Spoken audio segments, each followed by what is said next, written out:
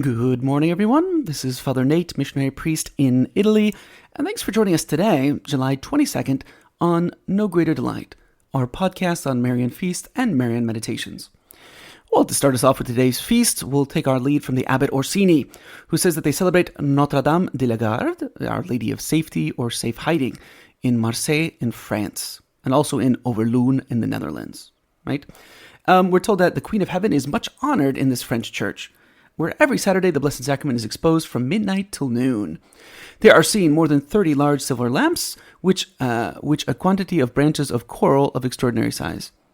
I think there's a missing verb there, but that's okay. That's what the Abbot Orsini has to say.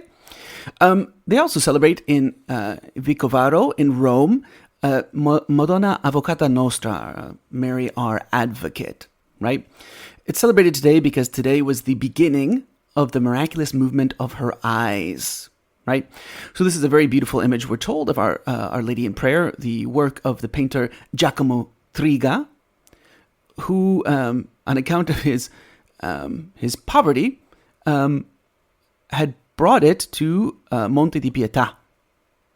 Later it was brought by knights to Vicovaro, and it was placed in a very beautiful church, right? The work of Maestro Simeone, who was a student of Brunelleschi, that guy. What's interesting is that actually Our Lady has moved her eyes repeatedly in front of large groups of the faithful. So again, we said that this is the beginning of the devotion. I think it was 1798 was the first time, but also 1863, 1931, and believe it or not, the last time in the Marian year, 1954. Likewise, today we celebrate Santa Maria delle Stelle, which would be like Our Lady of the Stars, in Monte Martello, Cagli, Puglia, in Italy. This shrine is located in the town of Monte Martello and was built in 1495. And they built it quickly after a Marian apparition on, you guessed it, July 22nd, 1494.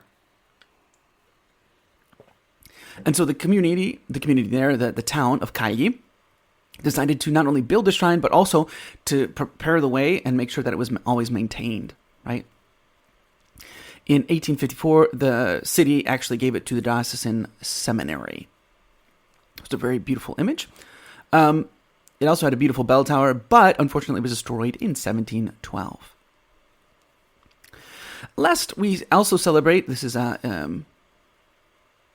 this is actually a Catholic devotion. Yep, it's the Ukrainian Greek Catholic Cathedral holds this image. Our Lady of Zarvanyastia in Zarvanyastia, Berenzakni in Teropil in Ukraine. The story is told like this. In the 1200s, a monk was fleeing the Mongol invasion of Kiev, and he stopped along the banks of the Stry River in western Ukraine, at the town of Zarvanyastia. He had a dream of the Mother of God, and he awoke to find a bright light, which led him to an icon of her with the Holy Child. So rather than continue fleeing, the monk actually stayed put, built a chapel for the icons, and then eventually a monastery, which gathered many pilgrims and many reports of miraculous healings. During the Soviet occupation, the image was hidden, but from August 28th, 1957 to August 28th, 1958, which is the Feast of the Dormition, pilgrims saw mysterious supernatural lights on the site, they said like a silver net, and an apparition of the crowned mother and child. On September 26, 1962, 8 girls saw Our Lady standing with a candle there.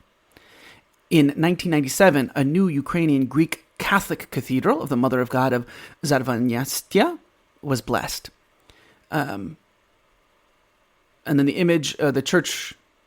Okay, it says, I don't know why it says blessed on July 22nd, 2000. The church is a magnet for pilgrims from May to October. So I guess it was doubly blessed. Oh, it was begun. Sorry, the church was begun in 1997. The church was finished and blessed on July 22nd, 2000. That makes a whole lot more sense. So that is what we are celebrating today, July 22nd, in the Marian world. For today's Marian meditation, taken from the book by Father Ildefonso Villar, we continue with the first point of Meditation 90. The meditation itself is entitled The Heart of Our Lady, and the point is entitled The Crown of Flowers.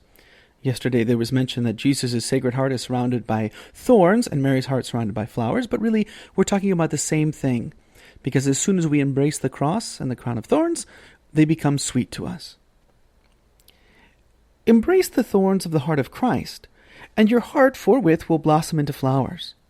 Look at the heart of Mary, and estimate how many hidden thorns must be contained therein. How many sharp thorns must have penetrated that heart before blossoming into those roses? And then look at the heart of Jesus, and judge how many of those thorns are due to your indifference, your lukewarmness, your blindness to his love. Not he, but I should be pierced by those thorns.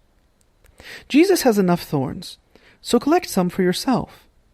Do it, and you will soon realize how your generosity will blossom forth like the heart of Mary. All the saints acted thus. Remember Saint Therese of the Child Jesus, that little saint with a shower of roses. She was one of the first lovers of the flowers of the heart of Mary. But there is no account of the number of sufferings, of mortifications, with which she paid for every rose of Mary's heart. Ask Our Lady the grace of being as fond of the roses of the Spirit as Saint Therese was. For today's reading from the Admirable Heart of Mary, we continue with chapter 10, wherein St. John Eudes comments on that part of the Magnificat that reads, "He hath scattered the proud in the conceit of their heart." Here is another most important secret, which the Blessed Virgin reveals to us in the words, "He hath scattered the proud in the conceit of their heart." They mean, according to the opinion of prominent writers, that not only does God disperse and annihilate the evil thoughts, and the pernicious designs contrived against him and his friends by the wicked, but also that he converts all their pretensions into their own confusion, the glory of his divine majesty, and the increased holiness and eternal happiness of those who serve him. Furthermore, he opposes them with their own weapons, mente codi sui, striking back at them with the very same arrows launched by their malice against him and his children. The arrows of children are their wounds. That's from Psalm 63, verse 8. He makes use of their designs to fulfill his own. He causes the evil intentions of their impious minds to be turned to their own perdition and the advantage of his servants. God converts the obstacles which the wicked place in the path of the works of his glory into very powerful means, employing to give them more firmness, perfection, and brilliance. Did not Satan's malice towards the first man lead to his own confusion, while proving advantageous not only to man but to all posterity? God brought forth such immense good from the evil into which the temptation of the devil caused Adam to fall, that Holy Mother Church sings, "O happy fault, that merited such and so great a Savior." That's from the Easter Exultet that we sing at the Easter Vigil. Did not the accursed envy and bad will of the brothers of Joseph serve divine providence as a means of exalting him even to the extent of sharing the royal throne of Egypt, and of earning for him the extraordinary title of the God of Pharaoh? Of what advantage to Pharaoh's successor was his hardness and cruelty against the chosen people, except to drown him with his whole army in the depths of the Red Sea, and to manifest still more strikingly God's protection of his own children?